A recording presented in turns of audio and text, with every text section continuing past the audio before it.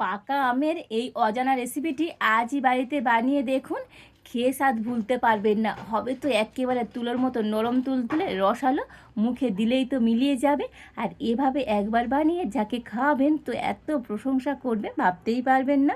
নমস্কার বন্ধুরা, রূপা রন্ধনশালায় আপনাদের সকলকে অনেক অনেক স্বাগত জানাই। চলে এসেছি আজকের আবারও একটা সুন্দর রেসিপি নিয়ে। তো আম দিয়ে আজকের আমি সুন্দর আরও একটা রেসিপি শেয়ার করব।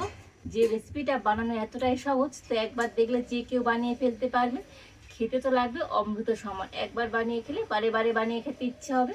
তো আপনার সঙ্গে থাকুন আর প্রথম থেকে শেষ পর্যন্ত পুরো রেসিপিটা দেখতে থাকুন। আশা করি আজকের রেসিপিটা আপনাদের অনেক ভালো লাগবে। আজকের রেসিপির জন্য এখানে আমি দুটো আম নিয়ে নিয়েছি, আর এই দুটো আম হলেই তো আজকের রেসিপিটা হয়ে যাবে। তো আম দুটোকে কিন্তু আমি আগে থেকে ভালো করে ধুয়ে এনেছি, আর এবার আম দুটোকে কেটে নেব।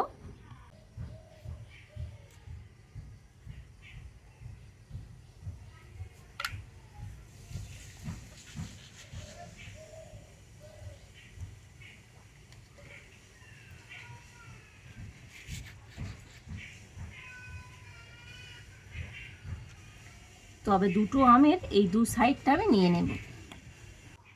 তো দেখুন, দুটো আম আমি এরকম দু সাইড কেটে নিয়েছি, আর এবারে আমি একটা মিক্সির জার নিয়ে নিয়েছি। আর এই আমগুলোকে ছোটো ছোটো টুকরো করে কেটে আর মিক্সি জারের মধ্যে নিয়ে নেব।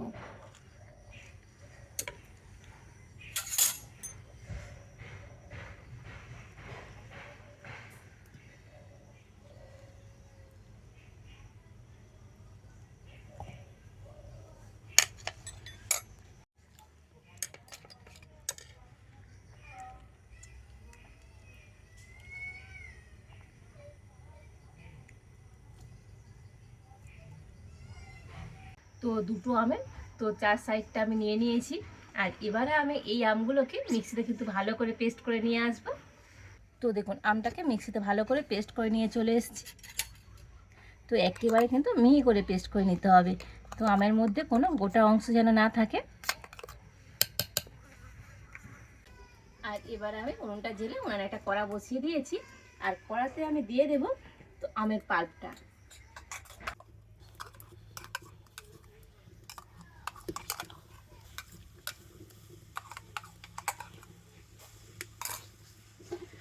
আর মিক্সি জারের মধ্যে অল্প একটু জল দিয়ে দেব।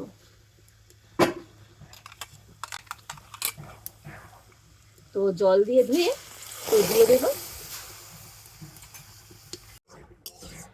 আর এবারে আমি এই আমের পাল্পের মধ্যে দিয়ে দেব অল্প একটু সামান্য পরিমাণে লবণ, আর দিয়ে দেব এই চামচে 2 চামচ চিনি।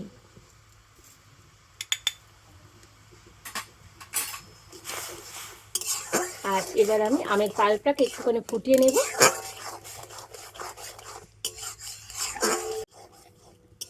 তো দেখুন, আমের পাল্পটা কিন্তু খুব ভালো মতো ফুটে গিয়েছে। আর এবারে আমি এই আমের পাল্পের মধ্যে দিয়ে দেব সুজি। তো একটা বাটি মাপ করে এখানে আমি 1 বাটি সুজি নিয়ে নিয়েছি, তো দিয়ে দেব। তো আমের পাল্পটার সাথে সুজিটা কিন্তু খুব ভালোভাবে এইভাবে মিশিয়ে নেব।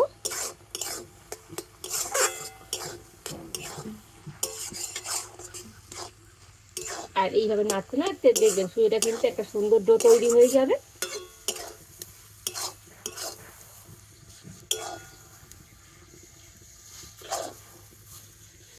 ও দেখুন, আমের পাল্প আর সুজির একটা সুন্দর ডো তৈরি করে নিয়েছি, আর এবারে আমি এই ডোটাকে নামিয়ে নেব। আর এই ডোটাকে একটুখানি এইরকম ছড়িয়ে দেব, এতে করে ডোটা কিন্তু তাড়াতাড়ি ঠান্ডা হয়ে যাবে।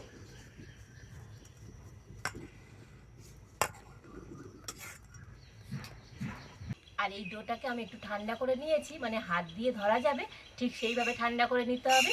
আর এবারে আমি এর মধ্যে দিয়ে দেব তো এই ছোট চামচে 2 চামচ ময়দা। তো খুব বেশি লাগবে না, এই বাইন্ডিংয়ের জন্য একটু এরকম 2 চামচ ময়দা দিলেই হবে। আর দিয়ে দেব 2 চামচ গুঁড়ো দুধ।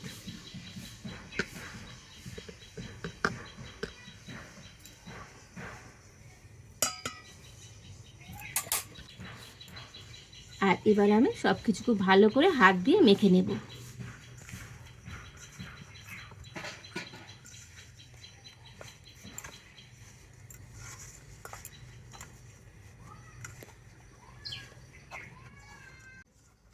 তো এই ডোটাকে একটু ভালো করে হাত দিয়ে এইরকম ঠেসে ঠেসে মেখে নিতে হবে।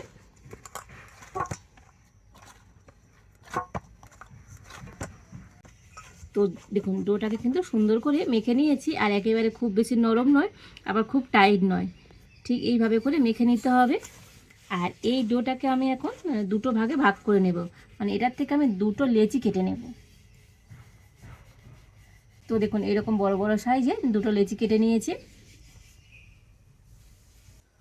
আর এবার আমি একটা লেচি নিয়ে হাতে ভালো করে গোল করে নিয়েছি, আর এবারে এটাকে বেলে নেব। তো উপর দিয়ে একটু ময়দা দিয়ে দেব। তো ময়দা দিয়ে এটাকে এবার বেলে নেব।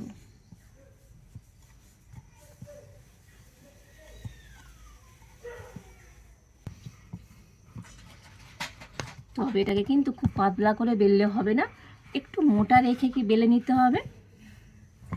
তো দেখুন এইভাবে একটু মোটা করে বেলে নিয়েছি। আর এবার আমি একটা স্টিলের বাটি নিয়েছি, তো এটা দিয়ে গোল করে কেটে নেব। তো আপনাদের হাতের কাছে স্টিলের বাটি কিংবা স্টিলের গ্লাস দিয়েও এইভাবে কেটে নিতে পারেন।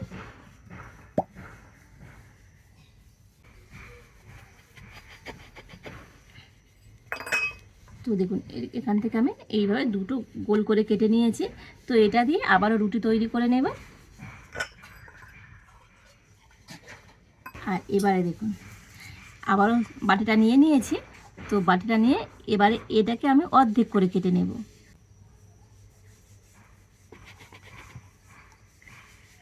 তো দেখুন সুন্দর একটা পাতার শেপ চলে এসছে দেখুন। আর একইভাবে এই সাইড দিয়েও কেটে নেব।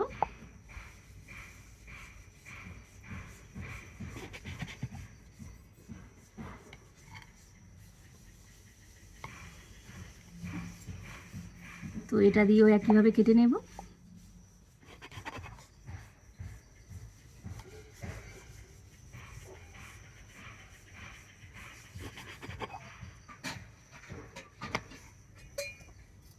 তো দেখুন এইভাবে করে কেটে নিয়েছি, দেখতে কত সুন্দর লাগছে দেখুন। এগুলোকে এখন আমি একটা প্লেটের মধ্যে করে রেখে দেব।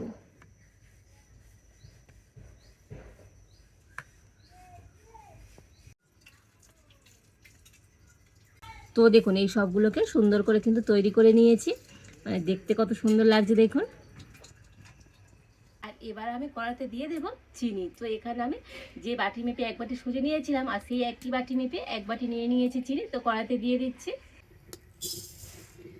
আর ওই একই বাটি মাপ করে এখানে এক বাটি জল দিয়ে দেব।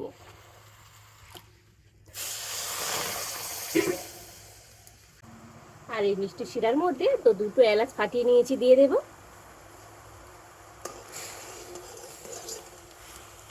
তবে কোনো একটা বা দুটারে শিরা তৈরি করতে হবে না, তো চিনির শিরাটা একটু চিটচিট করলেই হয়ে যাবে।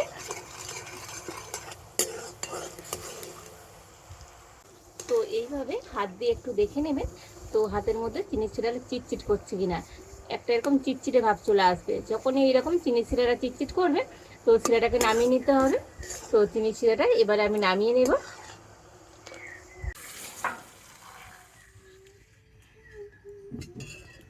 আর এই চিনির শিরাটাকে এখন আমি ঢাকা দিয়ে রেখে দেব।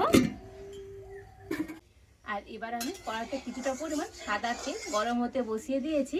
আর তেলটা ভালোভাবে গরম হয়ে গিয়েছে, তবে খুব একেবারে বেশি গরম করলে হবে না, তো মিডিয়াম গরম করে তো সেই তেলের মধ্যে এবার আমি মিষ্টিগুলোকে দিয়ে দেব।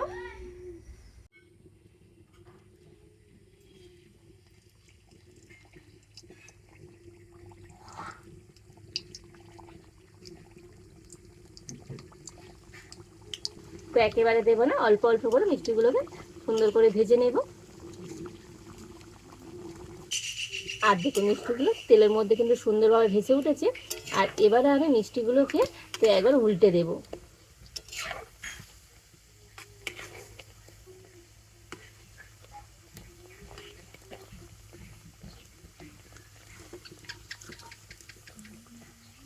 তো দেখুন সব কটা মিষ্টি সুন্দরভাবে তেলের মধ্যে ভেসে উঠেছে।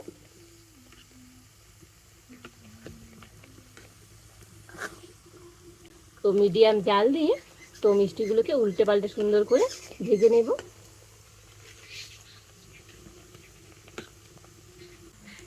তো আবার মিষ্টিগুলোকে একেবারে লালচে করে ভাজার দরকার নেই। তো দেখুন হালকা একটু লালচে কালার চলে আসলে তো মিষ্টিগুলোকে তুলে নিতে হবে। আর এবার আমি মিষ্টিগুলোকে তুলে নেব। তো দেখুন কত সুন্দর মিষ্টিগুলো দেখতে হয়েছে।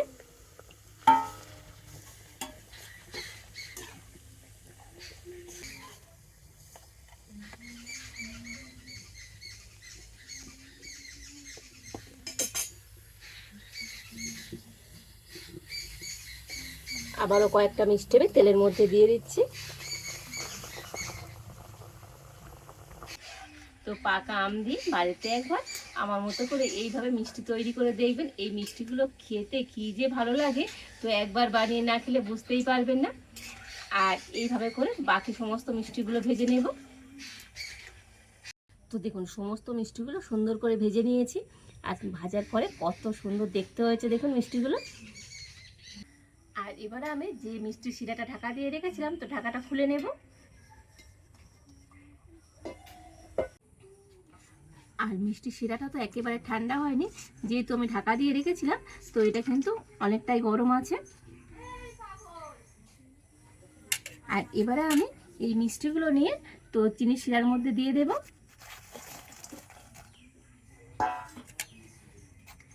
আর এই চিনির শিরার মধ্যে মিষ্টিগুলোকে একবার আমি উল্টে পাল্টে দেব।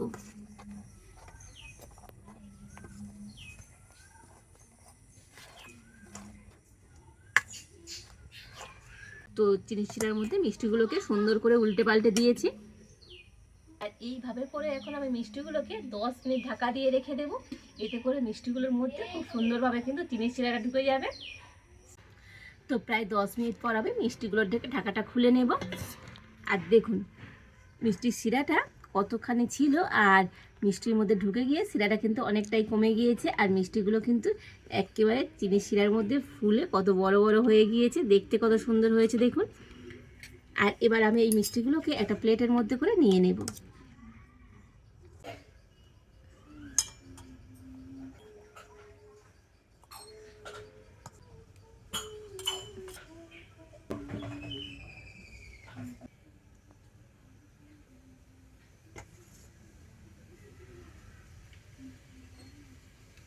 দেখুন মিষ্টিগুলোকে একটা প্লেটের মধ্যে করে নিয়ে নিয়েছি।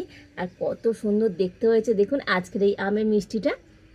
তো লোভনীয় স্বাদের পাকা আমের মিষ্টি বাড়িতে একবার বানিয়ে দেখবেন, প্রত্যেকে ভীষণভাবে পছন্দ করবে। আর এই মিষ্টিগুলো শুধু দেখতে সুন্দর নয়, খেতেও দারুণ লাগে। আর প্রত্যেকটা মিষ্টি তো একেবারে হয়েছে পারফেক্ট, কত সুন্দর ভিতরে কিন্তু মিষ্টির শিরা ঢুকেছে দেখুন। তো অসম্ভব সুন্দর হয়েছে আজকের এই পাকা আমের মিষ্টিগুলো। তো দেখুন একেবারে নরম তুলতুলে, মুখে দিলেই তো মিলিয়ে যাবে। দেখুন কতটা সুন্দর হয়েছে দেখুন।